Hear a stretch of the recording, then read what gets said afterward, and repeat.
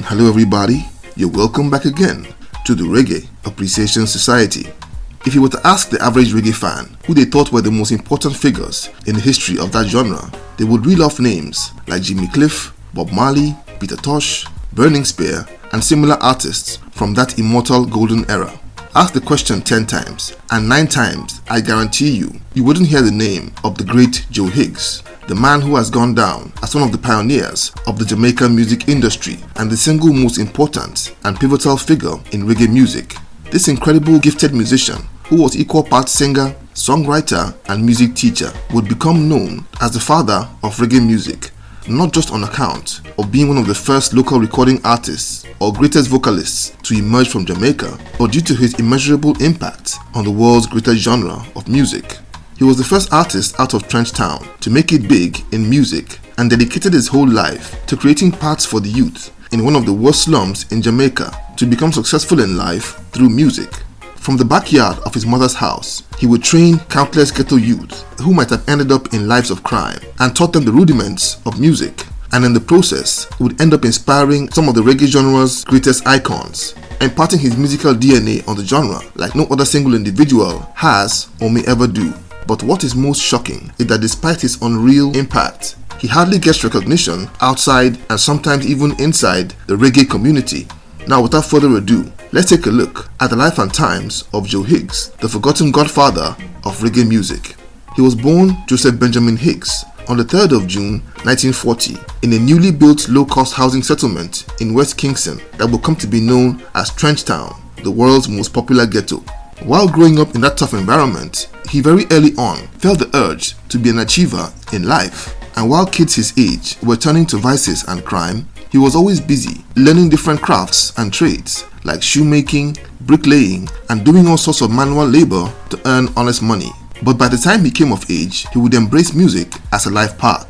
Young Joseph's mother was a powerful singer and a pillar at the local church choir, and she was the one who would teach the young lad how to sing, and he took to it like a natural.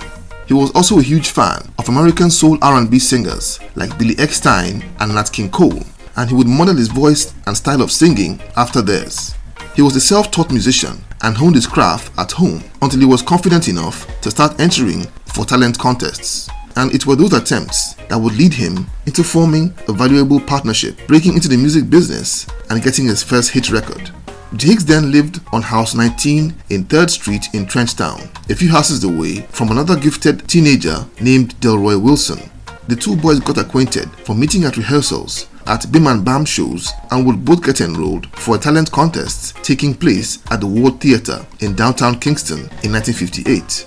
Both lads were part of 10 acts who had qualified for the finals, but the judges needed only 8 and didn't know who to pick. The promoter suggested that they sing together, and the lads agreed, and from that moment, the duo of Higgs and Wilson was born, and they came second in that competition with an awesome performance.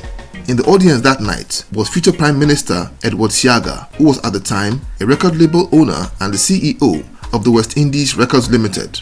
According to Seaga, after seeing the audience's reaction to Higgs and Wilson, he just knew that he had to record that duo. Seaga signed them to record a song named Oh Mani Oh, and upon release, it became a massive hit for its time, selling more than 40,000 copies. The song was not only big in Jamaica, but also made waves in the UK, and this breakout success became a major catalyst for the Jamaican music industry, as hundreds and maybe thousands of wannabe singers were inspired to become musicians. Not to mention all the new record labels and producers who all wanted a piece of the action. What was also remarkable about their success was that these new stars had come out of one of the worst ghettos in Jamaica. After recording a few other songs with Seaga's label, they began to record with legendary producer Clement Coxsone Dodd and released a string of hits under Studio One. But in 1964, the duo came to an end when Delroy Wilson moved to the US. Higgs continued as a solo artist, though he would collaborate with the likes of Carlos Malcolm and the Soul Brothers, which was put together by rocksteady legend Lynn Tate. But while the departure of his former friend and partner seemed to have altered his career trajectory, it inadvertently steered him into a life path of service as a music mentor. Aside from making music and writing songs, his most burning passion was imparting his musical knowledge to the teeming masses of Trenchtown youth, all desperate to follow in his footsteps as a successful musician. In those times, coming from Trenchtown was enough stigma to reduce chances of getting a job to almost zero. Joe Higgs, having made it as a musician despite where he came from, had chosen to make it his life's work to help others from his community achieve the same thing. Though just a youth himself, he began to hold evening music classes every day out of the back of his mother's house, where he taught many of his peers valuable music lessons like songwriting, harmony, and vocal techniques. Just a few of these wannabe singers were the likes of Bob Marley, Tosh, and Wailer, as well as Derrick Harriott, Judy Mowat, the Wailing Souls, and Jimmy Cliff. It was that group that went on to become the golden generation of reggae music. The first of his students to blow up was none other than Jimmy Cliff, who was taken on by producer Leslie Kong. The next and the most famous of his students to make it big were the Wailers, whose song Simmer Down would fly up to number 1 on the Jamaican charts in 1964. And by the end of the 1960s, Higgs' proteges would make up the bulk of the hottest artists in Jamaica. He continued on his mission to keep nurturing new talent alongside his own solo ambitions. In 1967, he would enter for the Jamaican Festival Song Competition and wrote the song Stepping Razor for that contest.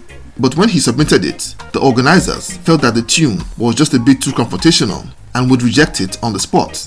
And Tosh would end up covering the song 10 years later on his 1977 album Equal Rights. The most striking fact about Joe Higgs' impact in Jamaican music is that he was probably the first Jamaican artist to put conscious lyrics in his music, songs that told the stories of the everyday struggles of the common man.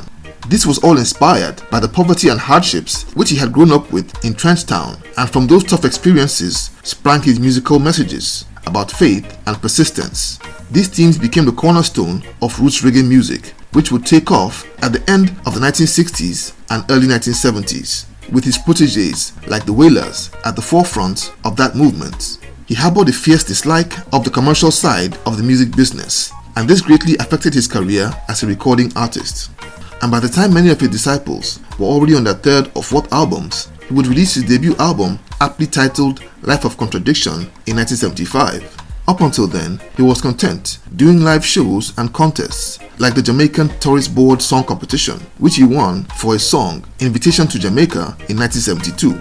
He was a thoroughbred musician, excellent singer, and instrumentalist who was looked up to by all Jamaican artists as a role model and a musician's own musician, a quality that would have his former students running back to him for help in trying times.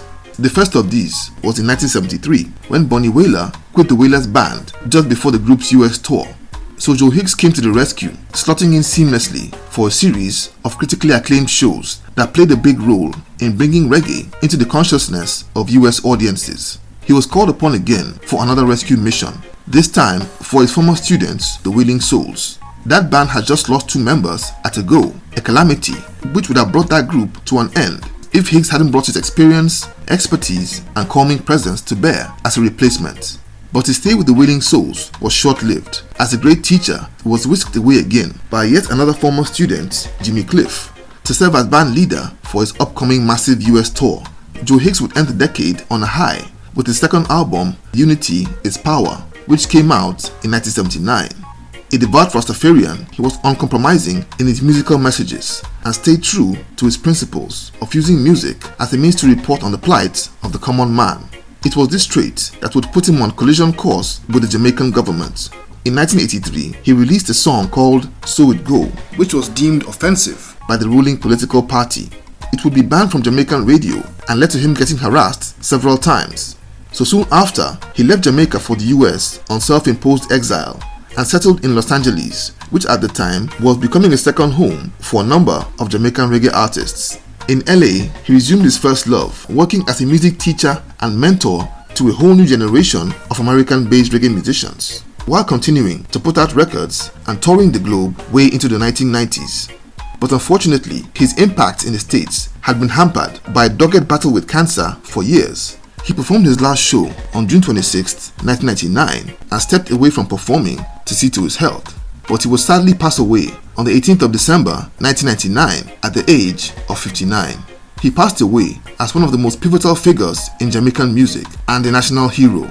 At the time he passed away, he was working on his biography with reggae historian Roger Stephens, and according to Stephens, Higgs in later years had some regrets at not being a bigger star than he eventually became, but was still very satisfied that he had imparted his knowledge and talents to many who would do more for Jamaican music than he alone could ever do.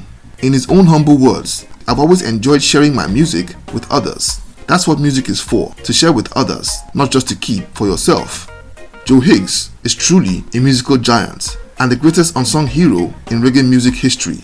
Though his name and incredible story is known mostly only by die-hard reggae lovers, his footprints and brilliance continues to reverberate through the immortal music of the legends that he created in his backyard. So there you have it. Thank you for watching the video today. Please leave a like, subscribe, and until next time, Jah bless.